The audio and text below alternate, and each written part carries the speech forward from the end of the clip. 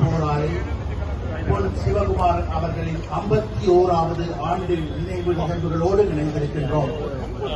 விடுதலை போராட்டத்திற்கு வித்திட்ட தற்போது அவரது சகோதரி பொன் சிவகுமாரனுக்கான நினைவு அஞ்சலி மக்கள் ஜனநாயக கட்சியினுடைய செயலாளர் நாயகம் தோழர் டக்ளஸ் தேவானந்தே போன்று தமிழரசு கட்சியினுடைய என்று பல்வேறு தரப்பினர் இங்கே வந்திருக்கின்றார்கள். புரோட் அமைப்பினுடைய தலைவர், முன்னாள் நாடாளுமன்றி, தங்களுடைய மூத்த தலைவனுக்கு, மூத்த வழிகாட்டிக்கு தங்களுடைய இறுதி அஞ்சலியை அல்லது நடத்தப்பட்டுக் கொண்டிருக்கின்றது.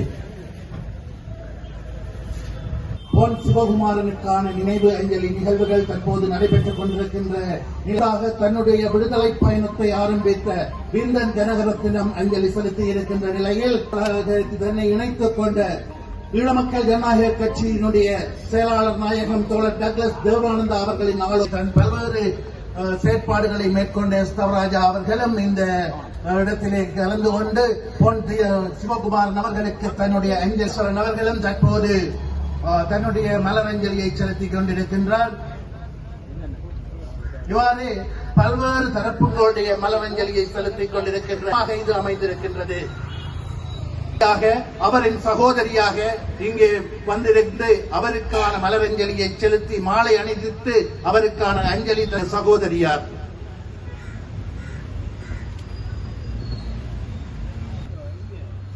தற்போது அந்த சிவகுமாரனுடைய செயலாளர் நாயகம் தோழர் டக்ளஸ் தேவானந்தா அவர்கள் அங்கே சென்றிருக்கின்றார். பொன் சிவகுமாரனுடைய தியாகம் இந்த மண்ணிலே நிலை பெற்றுவிடக் கூடாது என்பதற்காக பல்வேறு சந்தர்ப்பங்களிலே இடித்து நொறுக்க 3 தடவைக்கு மேல் அந்த சிலைவரசு கட்சி, அகில இலங்கை தமிழரசு கட்சியினுடைய தற்போதைய தலைவர் அவர்கள் இந்த மூத்த போராளிக்கு தன்னுடைய மலர் அஞ்சலியை செலுத்தி மலர் மாலையை அணிவித்து தன்னுடைய அஞ்சலியை செலுத்தி இருக்கின்றார். தயாராக வேண்டும் என்ற புதிய சிந்தனையை ஏற்று களம்புகுந்த மூத்த அமைப்பினுடைய தலைவர் சித்தார்த்தன் தற்போது பொன் சிவகுமாரனுடைய தூபிக்கு சிலைக்கு மலர் மாலை அணிவித்துக் கொண்டிருக்கின்றார். விட்ட ஒரு மூத்த போராளி, மூத்த சிந்தனையாளர் அவர்கள் தற்போது மலர் தலைவர் சுரேஷ் பிரேமச்சந்திரன் சார்பாக அந்த கட்சியின் முன்னாள் நாடாளுமன்ற உறுப்பினர்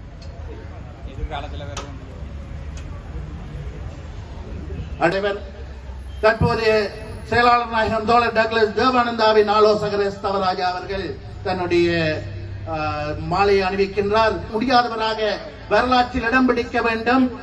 வரலாறுகள் கடந்தும் தலைமுறைகள் கடந்தும் பொன் சிவகுமாரனுடைய தியாகங்களும் அவருடைய எதிர்பார்ப்பினுடைய முன்னாள் வடக்கு மாகாண சபை தலைவர் ஸ்தவராஜாவினால் இந்த நிகழ்வு ஏற்பாடு செய்யப்பட்டிருந்த நிலையில் தமிழீழ விடுதலை இயக்கத்தின் ஊடாக தன்னுடைய அரசியல் போராட்ட வாழ்வை ஆரம்பித்திருந்த கனகரத்னம் பின்னர் முன்னாள் நாடாளுமன்ற முன்னாள்கான அஞ்சலிகளை செலுத்திக் கொண்டிருப்பதை இங்கே காணக்கூடியதாக இருக்கிறது.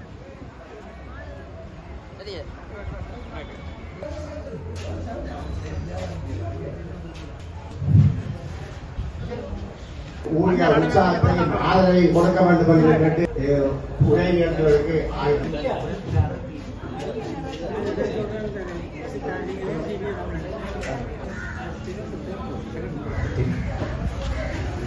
போராட்டத்தின் ஆரம்பங்களில் அவர்களுடன் நானும் பயணித்த ஒருவர். அவர் மாறியல்ல, அவர் மிக நெருக்கமாக இருந்தவர். அவரை நான் சந்தித்தது முதன்முதலாக சந்தித்ததே 2வது குறுக்கு தெருவிலே இருந்த தமிழரசு கட்சியினுடைய அந்த அலுவலகத்தில் தான் முதலில் சந்தித்தேன். அவர் தமிழரசு கட்சி அலுவலகத்தில் அடிக்கடி வருவார். ஆனால் அதற்காக அவர் தமிழரசு கட்சியிலே சேர்ந்து கொள்ளவில்லை. அவர் தன்னுடைய பாதை ஒன்றை புதிதாக வகுத்துக் கொண்டார். அந்த பாதையிலே அவர் சென்றது அவர்தான் ஏறக்கூடிய அதற்கு முன்பு இருந்திருக்கின்ற அந்த பாதையிலே சென்றவர்கள். ஆனால் அவர் தான் மிக தொகையான இளைஞர்களுக்கு முன்னோடியாக இளைஞர்களை அதிலே சேர்ப்பதற்கு காரணியாக இருந்திருக்கின்றார். ஆனால் இருந்திருக்கின்றார்கள்.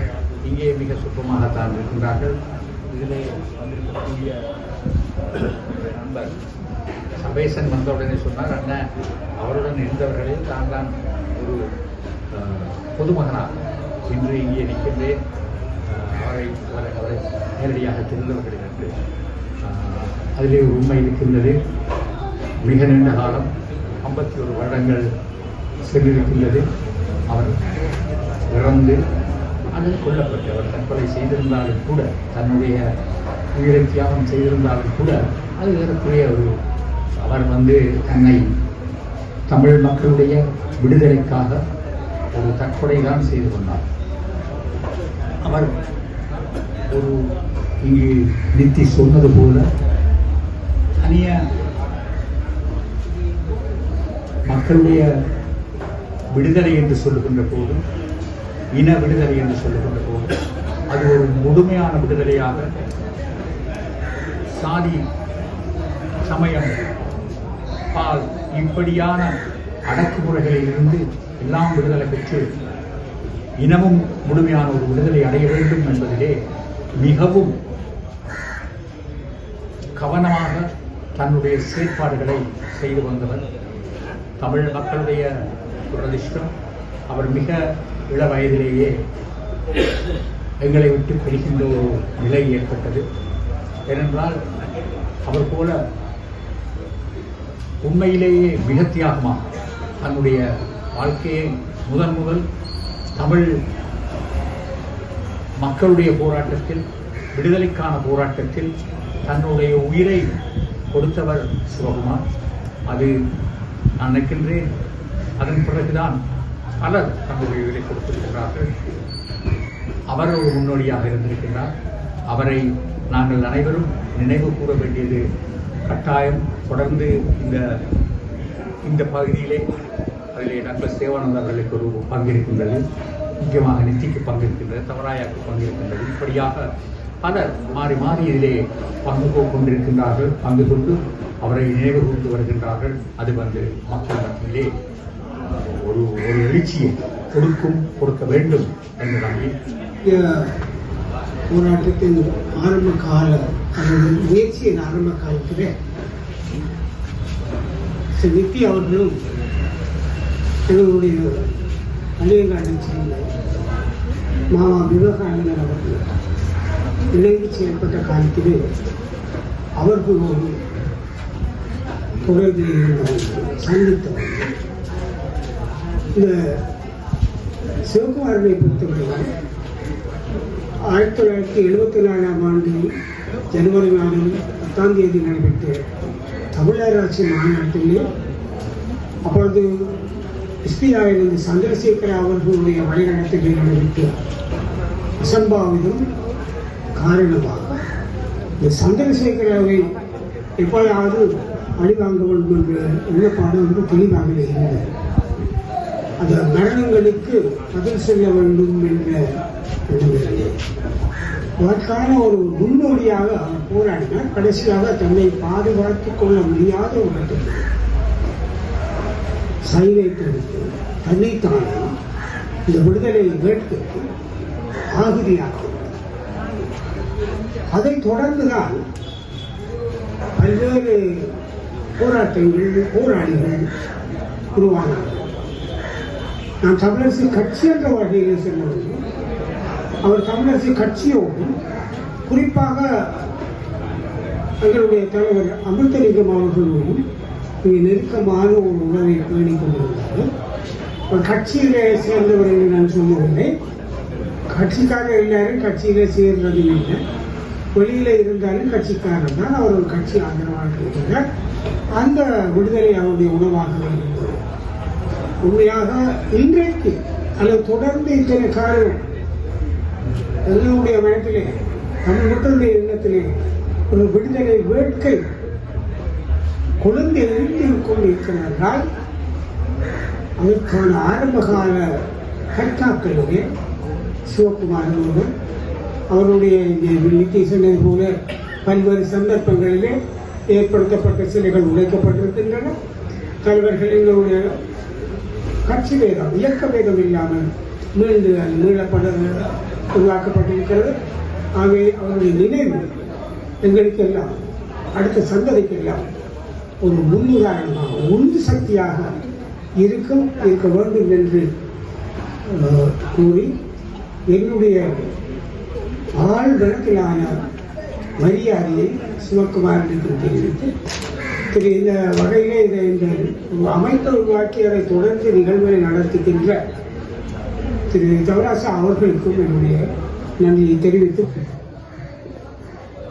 தமிழ் மக்களுடைய உரிமை போராட்டத்தினுடைய ஆரம்ப வித்தாக முதல் வித்தாக களப்பலி ஆகிய அண்ணன் சிவகுமாருடைய அஞ்சலி நிகழ்வில் கலந்து கொண்டு உரையாற்ற வந்திருக்கின்ற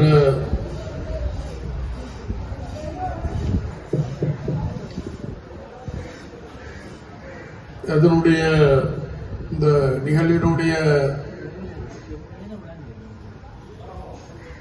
ஒருங்கிணைப்பாளர்களாக தலைமை உரை நிகழ்த்திய வரவேற்புரை நிகழ்த்திய நண்பர் நித்யா அவர்களே, அதே போல தோழர் தவராசா அவர்களே, அடுத்தது சிவகுமாரனுடைய சகோதரி சிவகுமாரி அவர்களே, மூத்த போராளிகளாக இங்கு வந்திருக்கின்ற அங்கேற்கண்ணி அவர்களே, தோழர் குன்சி குணசேகரன் அவர்களே, தமிழரசு கட்சியினுடைய தலைவர் அண்ணன் சிவஞானம் அவர்களே, புலட் அமைப்பினுடைய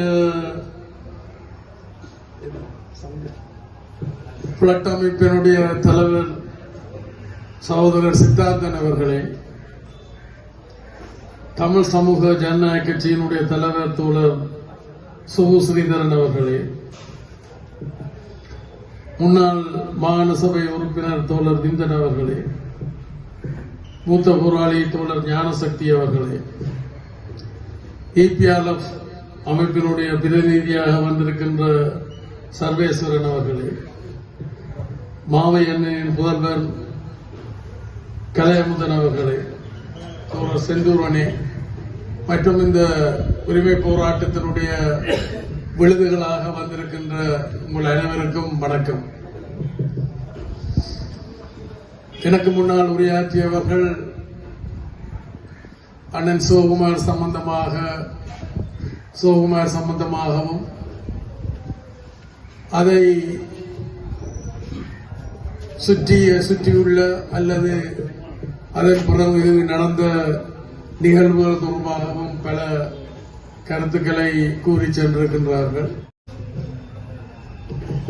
என்னுடைய அனுபவத்தின்படி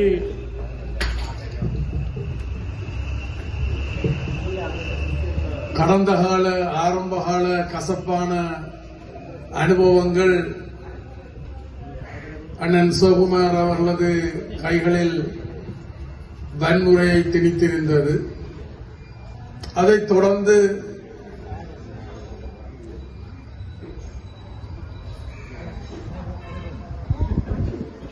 முன்னோக்கி சென்ற அனைவருடைய கைகளிலும் அது தவிர்க்க முடியாத ஒரு நிகழ்வாக சம்பவமாக மாறிவிட்டிருந்தது. அதன் காரணமாக பலர்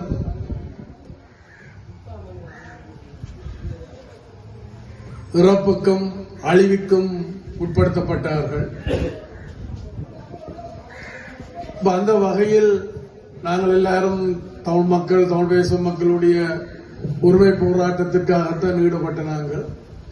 அந்த வகையில் எங்களுடைய போராட்டத்தின் ஒரு விளைவாக அல்லது ஒரு சிறந்த ஆரம்பமாக இலங்கை இந்திய ஒப்பந்தம் கிடைத்திருந்தது. அதான் இன்றைக்கும் எங்களுடைய கைகளில் இருக்கின்றது. இப்ப சமீபத்திய சக தமிழ் கட்சிகள் அல்ல சக இயக்க தமிழ் கட்சிகள் இந்த 13வது திருத்த சட்டம் தொடர்பாக அது ஒரு முடிந்த முடிவாக இருக்க முடியாது, அது ஒரு ஆரம்பமாகத்தான் இருக்க முடியும் என்பதை சொல்லுகின்றார்கள். இதை நான் கடந்த 35-40 வருடங்களாக நான் இதை சொல்லி வந்திருக்கின்றேன். இருந்தாலும் இந்த சந்தர்ப்பத்திலாவது அவர்கள் இதை ஒரு சிறந்த ஆரம்பமாக கருத்தில் எடுப்பது வரவேற்கக்கூடியது, சந்தோஷமானது. அதை நான் வரவேற்றுக் கொண்டு இன்று இங்கு நாங்கள் எல்லோரும் கூடியிருக்கின்றோம்.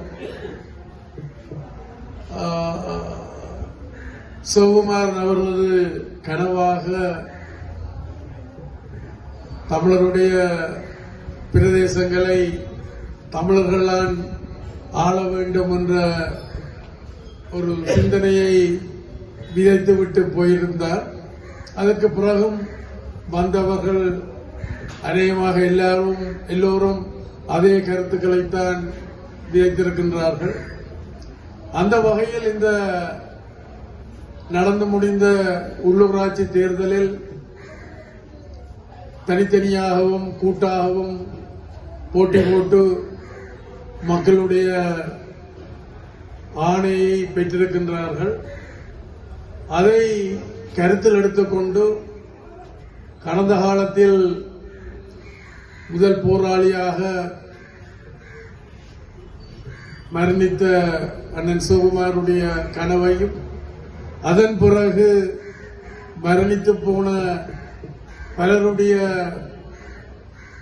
நினைவாகவும் கருத்தாகவும் எடுத்து வர இருக்கின்ற சந்தர்ப்பங்களை சக தமிழ் கட்சிகள் அல்ல சக தமிழ் இயக்க கட்சிகள் அதை முன்னெடுக்க வேண்டும் என்ற கோரிக்கையை முன்வைத்து இந்த வாய்ப்பிற்கு இதனுடைய அமைப்பாளர்களுக்கு நன்றி சொல்லி என்னுடைய உரையை முடித்துக் கொள்ளுகின்றேன்.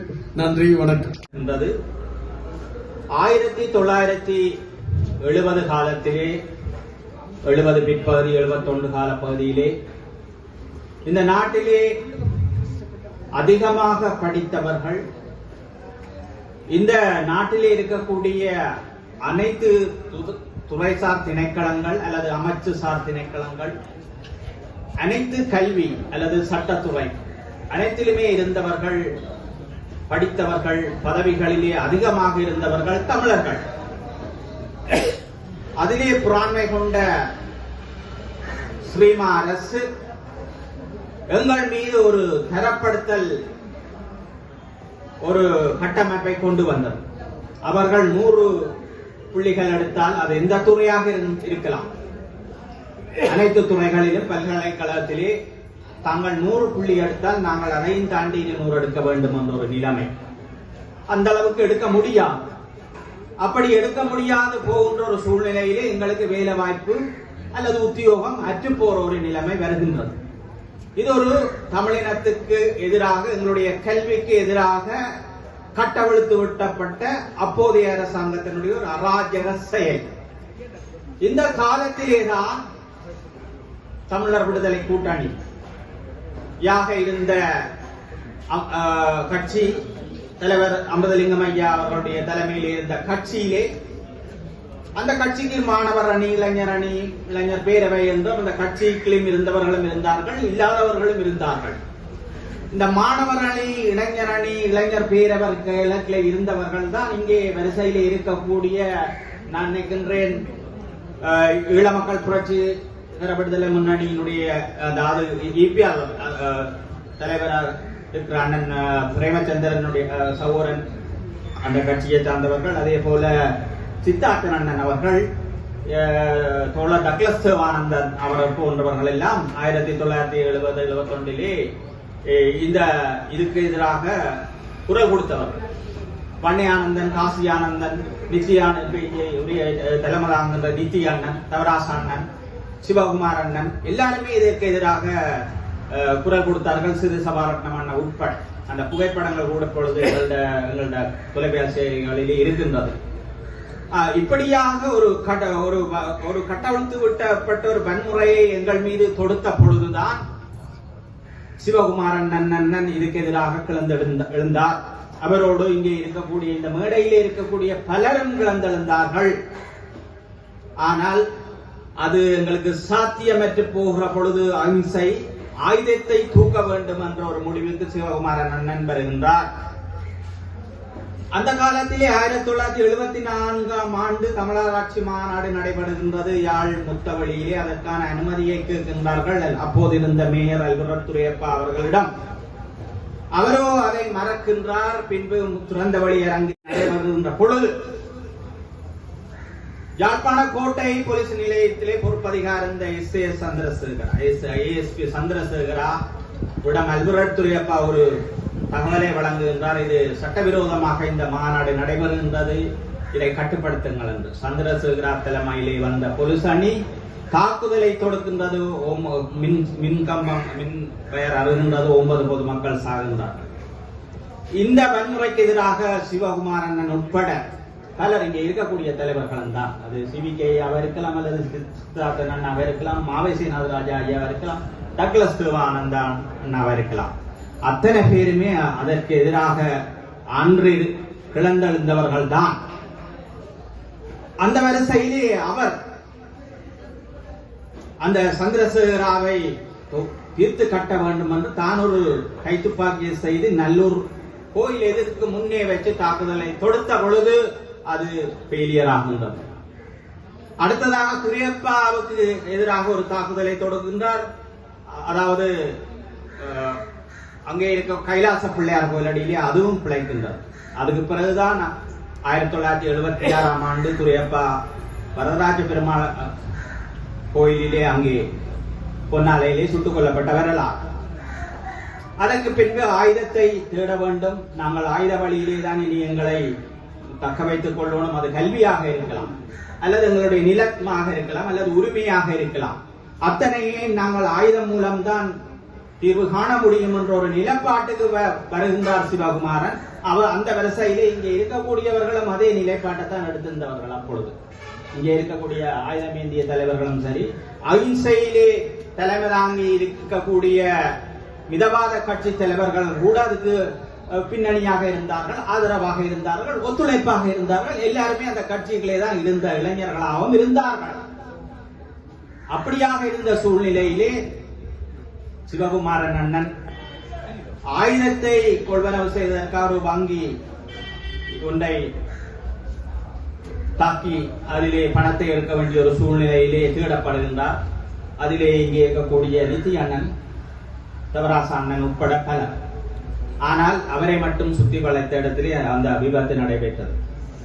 இப்படியாக வீரம் செறிந்த முதல் வித்தான விடுதலை வீரனாக தன்னை தற்கொலையாக இந்த மண்ணுக்காக மக்களுக்காக அர்ப்பணித்த இந்த மாபெரும் ஒரு வீரனுக்கு பலர் சிலை அமைத்தார்கள்.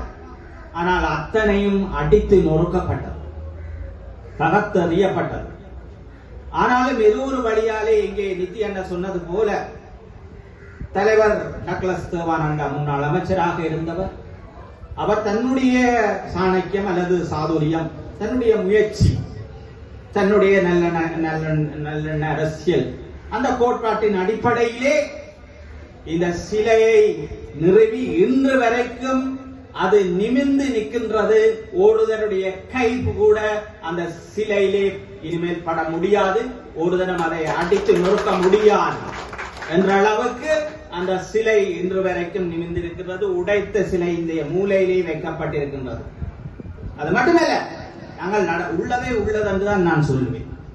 நான் மாநகர சபை உறுப்பினராக இருந்த பொழுது கூட சிவானந்தா தோழர் அவர்கள் அந்த மணிக்கூட்டு கோபுரத்துக்கு அடைக்கிலே எங்களுடைய மன்னர்களுக்கு சிலை வைத்திருக்கின்றார். அவர்கள் தான் திறந்தார்கள். முன்னாள் மேயரும் அதிலே கலந்து கொண்டார்கள், நாங்களும் கலந்து கொண்டோம். அப்படி அந்த உணர்வோடு ஒன்றுபட்டவர்களாக, உரிமைக்காக, மண்ணுக்காக வழிகிட்ட நாங்கள் இன்று சீதாரி போய் இருக்கின்றோம். அந்த தியாக இங்க மிதவாத கட்சிகளாக இருக்கலாம் அல்லது ஆயுத போராட்ட இயக்கங்களாக இருக்கலாம். நாங்கள் 60,000 பேரை சிவகுமாரிலே தொடங்கி 60,000 போராளிகளை மண்ணுக்குள்ளே விதைத்திருக்கின்றோம். அத்தனை விடுதலை போராட்ட இயக்கத்திலும் இருந்து விதைத்திருக்கின்றோம். விடுதலையின் பேரில், மண்ணின் பேரில், மக்களின் பேரில், இனத்தின் பேரில், அதாவது எங்களுடைய மொழியின் பேரில், எங்களுடைய கல்வியின் பேரில், அந்த உரிமை என்ற பெயருக்கு நாங்கள் இவ்வளவு தியாகம் பண்ணி இருக்கின்றோம். ஆனால் அந்த தியாகிகளுக்கு நாங்கள் இன்று வரைக்கும் என்ன செய்திருக்கின்றோம்? 3 லட்சம் மக்களை பறிகொடுத்திருக்கின்றோம். 60,000 போராளிகளை மண்ணுக்குள்ளே விதைத்திருக்கின்றோம். ஆனால் இவ்வளவு பேருக்கும் நாங்கள் என்ன செய்திருக்கின்றோம்? நாங்கள் 75 வருடம் போராடி 3 நாடாளுமன்ற உறுப்பினர்களை சிங்கள தேசியவாதியான அடிப்படை, அதாவது வடக்கு கிழக்கு இணைப்பை பிளந்தறிந்த ஏவிப்புக்கு இந்த யாழ்ப்பாணம் மண் வீரம் செறிந்த விளை நிலம், இந்த விடுதலை வரலாற்றிலே எத்தனையோ ஆயிரம் மாவீரர்களை, எத்தனையோ இயக்கங்களை உயர்த்திவிட்ட, வளர்த்துவிட்ட மண், வடக்கையும் கிழக்கையும் பிரித்தவனுக்கு, அந்த சுனாமி கட்டமைப்புக்கு அந்த ஒரு கட்டமைப்பை உருவாக்க கூடாதென்றவனுக்கு, இலங்கை இந்திய ஒப்பந்தத்திலே அச்சாத்திட்ட பொழுது தென்னிலங்கையை பத்த வைத்தவனுக்கு இன்று நாங்கள் 3 பாராளுமன்றத்தை கொடுத்ததுதான் எங்களுடைய இவ்வளவு அர்ப்பணிப்பு. இந்த நிலைமை நீடிக்க வேண்டுமா என்ற ஒரு கேள்வி இருக்கின்றது. இன்றைக்கு சரிபிழை கப்பால் ஒரு குழப்பமான ஒரு தேர்தல் முறையிலே ஒரு தேர்தல் நடைபெற்றிருக்கின்றது. அனைத்து சபைகளிலும் இன்றைக்கு வடகிழக்கிலே குழப்பங்கள் நிலவிக் கொண்டிருக்கின்றது. ஆனால் இந்த தமிழ் தேசியம் சார்ந்து இருக்கக்கூடியவர்களும் சரி, தேசியம் சாராதவர்களும் என்று நாங்கள் பார்க்க முடியாது. தமிழ் கட்சி என்றே சொல்லுவோம், தமிழ் கட்சிகள் என்று சொல்லுவோம். தேசியம் சார்ந்தது என்பதை ஒரு பக்கத்திலே வைத்து போடும். இந்த தமிழ் கட்சிகளுக்கு ஒவ்வொரு வரலாறுகள் இருக்கின்றது, பின்னணிகள் இருக்கின்றது, அர்ப்பணிப்புகள் இருக்கின்றது, சேவைகள் இருக்கின்றது, தியாகங்கள் இருக்கின்றது. அந்த வகையிலே வரிசையிலே தயவு செய்து இந்த தமிழ் கட்சிகள் ஓரணியாக திரண்டு ஒற்றுமையாக இந்த சபைகளிலே ஆட்சியை அமைத்து இந்த மக்களுடைய தேவைகளை, இந்த பிரதேசத்தினுடைய அபிவிருத்திகளை நீங்கள் ஒற்றுமையாக முன்னெடுக்க முன்பாருங்கள். அது மட்டுமல்ல, நீங்கள் தென்னிலங்கை கட்சியிலே கையேந்த தேவையில்லை. நீங்கள் ஒரு தார்மீக பொறுப்பு, கடமை இருக்கின்றது. ஒரு சபையிலே ஒரு கட்சிக்கு பெரும்பான்மை இருந்தால் அந்த கட்சிக்கு தார்மீக ஆதரவை கொடுங்கள். ஏனென்றால் அந்த சபையிலே அதிகமான மக்கள் அவர்களை தேர்ந்தெடுத்திருக்கின்றார்கள் என்ற ஒரு காரணத்திற்காக, அங்கே அதிக பிரதிநிதிகளை கொண்ட ஒரு கட்சியாக இருக்கின்ற காரணத்திற்காக அந்த கட்சிக்கு ஆதரவு கொடுங்கள். நீங்கள் பங்காளியாக இருங்கள். அதே நேரத்தில் பார்வையாளராக இருக்க வேண்டாம். அதே நேரத்தில் அது நிர்வாகம் சரியாக நடைபெறுகிறதா என்பதை கண்காணிக்கவும் வேண்டும் என்று நேற்றைய அந்த தொலைக்காட்சி பேட்டியிலே நக்கல தேவானந்தா தோழர் அவருடைய கருத்தை நான் பார்த்தேன். நாங்கள் எந்த யாருக்கும் சோரம் போக மாட்டோம். ஆனால் எந்த கட்சி பெருமணியா இருக்கோ அவர்களுக்கு நாங்கள் ஆதரவை கொடுத்தாலும் அதே நேரத்தில் எதிர்கட்சியிலே தான் இருப்போம். ஆனால் சரியாக நடந்தால் ஒத்துழைப்பு தருவோம் என்று சொல்லி இருக்கின்றார். அது நியாயமான கருத்து, ஏற்றுக்கொள்ளக்கூடிய கருத்து. அதுதான் ஒரு பலமான ஒரு சொற்பிரயோகம். அந்த வகையிலே என்ன பொறுத்தவரையிலே இந்த நாங்கள் செய்ய வேண்டிய கடமை, விடுதலை என்றது ஒரு பக்கம் இருக்கட்டும். அது நீண்ட நெடுங்கால பிரச்சனை, 75 வருட பிரச்சனை. அதையும் நாங்கள் ஒன்று சேர்ந்துதான் தீர்க்க வேண்டும். அதையும் நாங்கள் ஒன்று அதுக்கும் நாங்கள் ஒரு பொறுமுறையை உருவாக்க வேண்டும். வெறுமனே சபைகளில் மட்டும் நாங்கள் ஒன்று கூடுவோம், அல்ல பதவிகளை மட்டும் நாங்கள் பிரித்து கொள்ளுவோம், அல்லது நாங்கள் தேர்தல்களை மட்டும் சந்திப்போம். அது மட்டும் இருந்தால் எங்களுக்கு போதாது. தமிழ் கட்சிகள் அத்தனையும் எங்களுடைய இன பிரச்சனை விடயத்திலும் ஒன்று சேர வேண்டும். ஒரே கொள்கையிலே, ஒரே கோட்பாட்டிலே, ஒரே நிலைப்பாட்டிலே கூட்டாக தீர்மானித்து ஏகோபித்த முடிவை எடுத்து தென்னிலங்கைக்கு நீங்கள் வைத்து பாருங்கள். உலகம் முழுவதும் உங்கள் பின்னால் நிற்கும், இந்தியா நிற்கும், தென்னிலங்கை பயப்படும். ஆனால் எங்களுக்குள்ளே இங்கே பகமை இருக்கின்றது, போட்டித்தன்மை இருக்கின்றது. நீ பெருசா, நாம் பெருசா, அவர் என்னத்துக்காக போராடினார்? தீண்டாமை, சாதி ஒழிப்பு, சமூக விடுதலைக்காக போராடினார். இன விடுதலைக்காக, மண் விடுதலைக்காக, கல்விக்காக, எதிர்கால சந்ததிக்காக, வாழ்வுக்காக, எங்களுடைய முன்னேற்றத்துக்காக அர்ப்பணித்த இந்த தியாகிக்கு நாங்கள் செலுத்துகின்ற அஞ்சலி என்ன? அதை உணர்ந்து கொண்டு செயல்பட வேண்டும். இங்கே இருக்கக்கூடிய தலைவர்கள் பொறுப்புணர்வோடு செயல்படுவீர்கள் என்று நான் நம்புகின்றேன். என்னுடைய கூட பிறந்த 2 சகோதரிகள் மாவீரர்கள் உட்பட 60,000 பேருக்கும் நாங்கள் செலுத்துகின்ற உண்மையான அஞ்சலி, சிவகுமார் அண்ணன் உட்பட அவருக்கும் சேர்த்து நாங்கள் உண்மையான அஞ்சலி செலுத்துவோம் என்றால், அந்த தியாகத்தை நாங்கள் மதிப்போம் என்றால், அந்த தியாகத்துக்கு நாங்கள் ஒரு பெருமதி இருக்கென்று நினைப்போம் என்று சொன்னால், அதன்பால் நடப்போம் என்று சொன்னால், அதை உளமாற நேசிப்போம் என்றால், நாங்கள் நிச்சயமாக ஒன்று பட்டேயாக வேண்டும். இன விடுதலைக்காக, எம் உரிமைக்காக ஒன்றுபடுங்கள். நாங்கள் வென்றே தீருவோம். அதை நீங்கள் செய்ய தயாரா? இந்த இடத்திலிருந்து சபதம் எடுத்து நீங்கள் அதை முன்னெடுங்கள். நிச்சயமாக சிங்களவன் பயப்படுவான், சர்வதேசம் எங்கள் பின்னால் நிற்கும். நாங்கள் இணைந்த வடக்கு கிழக்கு மாகாணத்திலே நிச்சயமாக ஒரு மாநில சுயாட்சியை பெறுவதற்கு நாங்கள் தகுதியுடையவர்களாக இருக்கின்றோம். அதை நாங்கள் சேர்ந்துதான் செய்ய வேண்டும் என்று நான் இங்கே வந்த பொழுது இந்த புத்தகங்கள் நீண்ட காலமாக என் கரங்களில் இல்லாமல் இப்பொழுது வந்து கிடைத்திருக்கின்றது. முதலாவது ஈழத்து போராட்டம் 83ஆம் ஆண்டில் சென்னையில் வெளியிடப்பட்டது. அடுத்தது உண்மை, இது லண்டனில் வெளியிடப்பட்டது. இந்த 2 புத்தகத்திலும் 2 உண்மையான விடுதலை போராளிகளை பற்றி எழுதப்பட்டிருக்கின்றது. ஈழத்து போராட்டத்தில் ஒரு கவிதை,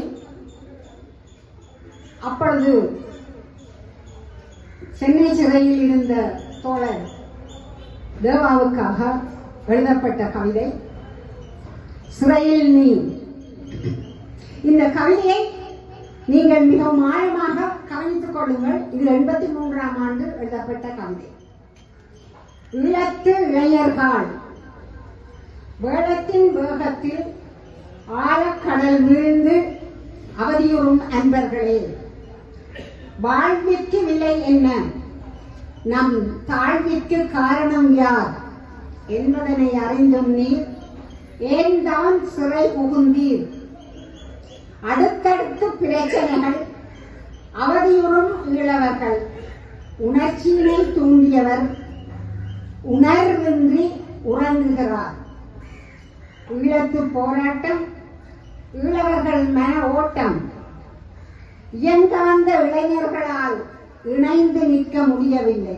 இது 83லையும் நடந்தது. புரட்சி பற்றி தெளிவாக புரிந்து கொள்ள தவறியதால் வேகமாக ஓடிய நீ வேதனையால் வீழ்ந்து விட்டாய். வேகமாக ஓடிய நீ வேதனையில் வீழ்ந்து விட்டாய். பாதை தடுமாறியதால் பாதாள சிறையுள்ளே பட்டினியால் வாழுகின்றாய். பரிதாப நிலை உனது. சிறையினிலே வாடினாலும் சிந்தனையை வளர்த்து விடு. புரிந்த பின்பு வெளியே வா, புரட்சியினை நடத்திடுவோம். இது தோழர் தேவாவுக்காக அன்று நான் எழுதிய கவிதை. இப்பொழுது அவர் புரட்சி செய்வதற்காக தன்னை தயார்படுத்திக் கொண்டிருக்கின்றாரா, அல்லது 83ஆம் ஆண்டிலிருந்து நேற்று வரை நடந்த சம்பவங்கள் அவரை எதுவும் செய்யாமல் தடுத்து விட்டதா? எங்களுடைய விடுதலை போராட்டத்தில் எத்தனை சாதிகள், எத்தனை நாடுகள் எங்களை அழிக்க திட்டமிட்டன. அவற்றுக்கெல்லாம் காரணம் எங்களுடைய முக்கியத்துவம் வாய்ந்த இந்த இந்துமா கடல் தான். இதுதான் உலகமெல்லாம் திரண்டு விடுதலை புலிகளை தாரை வார்த்து கொடுக்க முள்ளிவாய்க்காலில் கொண்டே முழுசாக விழுங்குவதற்கு உறுதுணை ஆசீர்வாதம் உங்களுக்கு கிடைக்கும். இந்த போராளிகளின் ஆசீர்வாதம் உங்களுக்கு கிடைக்கும். தம்பி சிவகுமாரோடு உங்களுக்கு பழக முடியாவிட்டாலும் நாங்கள் பழகியவர்கள். இன்று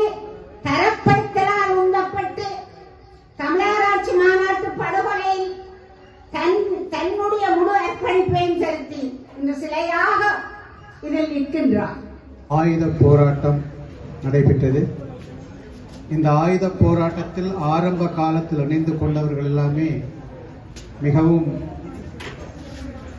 ஈழத்தை நேசிக்கின்ற, உணர்வு பூர்வமாக, அறிவுபூர்வமாக அதனை ஏற்றுக்கொண்டு செயற்படுகின்றவர்களாக ஆரம்ப காலத்தில் நிறைய பேர் இருந்தார்கள். அந்த இளைஞர்களை அதை நோக்கி நகர்த்துவதற்கான ஒரு உந்து சக்தியாக அல்லது ஒரு ஆதர்ஷ நாயகனாக சிவகுமார் இருந்தார்.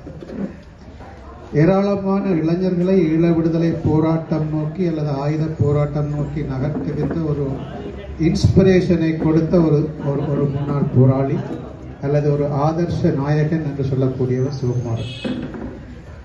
அவர் கொல்லப்படுகின்ற போது அல்லது அவர் தற்கொலை செய்து கொண்ட போது நான் பாடசாலை மாணவர். அப்போது இது மிகவும் கிட்டத்தட்ட தமிழ் பிரதேசம் முழுவதுமே மிக பரபரப்பான ஒரு விடயம். இது ஒரு விதமான ஹீரோத்தனம், அதாவது ஒரு விதமான தன் உயிரைத்தானே மாய்த்து மக்களுக்காக மாய்த்து கொண்டார் என்பது எல்லோர் மத்தியிலும் அது மிகப்பெரிய ஒரு ஆச்சரியத்தை, ஒரு விதமான உணர்ச்சியை எல்லாம் ஏற்படுத்தியிருக்கக்கூடிய ஒரு விடயம்.